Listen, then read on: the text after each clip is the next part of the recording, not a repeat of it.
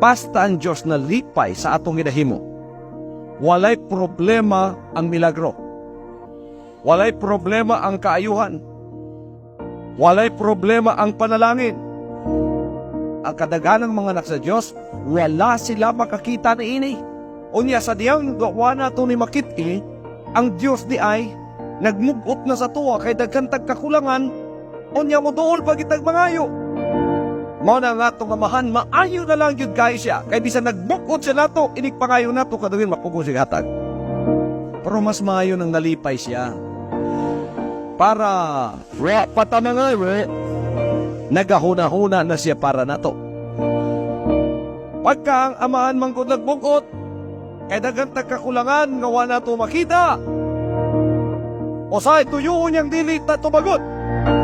Ngayon siya tudluan takag-leksyon. Tanaw na to. Tuyoon niyang ibutang kas kalisod. Pagka naglisod-lisod ka na, tuwa na, magtawag ka na niya, dito pa siya mo yung tanawa.